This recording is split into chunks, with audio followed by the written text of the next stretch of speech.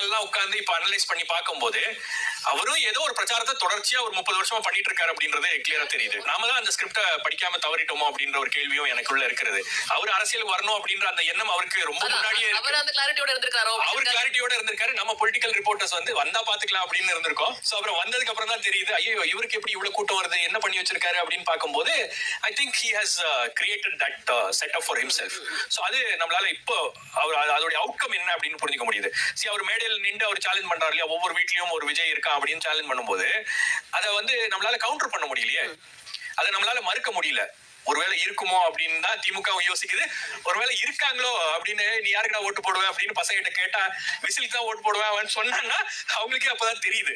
So நிறைய குடும்பங்கள்ல நாமளே பேசும்போது சொல்றாங்க, சார் முதல்ல வீட்டுல பசங்க எல்லாம் அரசியல் பேச மாட்டாங்க சார், இப்ப பசங்க அரசியல் பேசுறாங்க சார். சரி நம்ம பசங்க அரசியல் பேசுறாங்களேன்னு நம்ம சந்தோஷப்பட்டா அரசியல் பேசினா சண்டே ஆயிருது சார். ஏங்கன்னா அவன் விஜய்க்கு ஓட்டு போடுறேன்னு சொல்றான் சார், அதனால இப்ப அரசியல் வீட்டுல பேசுறதுக்கு தடை பண்ணிட்டாங்க சார், அரசியல் பேசுறது இல்ல.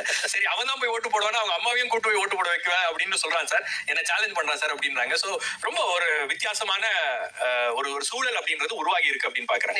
சோ இன்னைக்கு அதுக்கு காரணம் வந்து விஜயோடைய படங்கள், விஜய் சினிமா மூலமாக அவர் ஏற்படுத்தி இருக்கு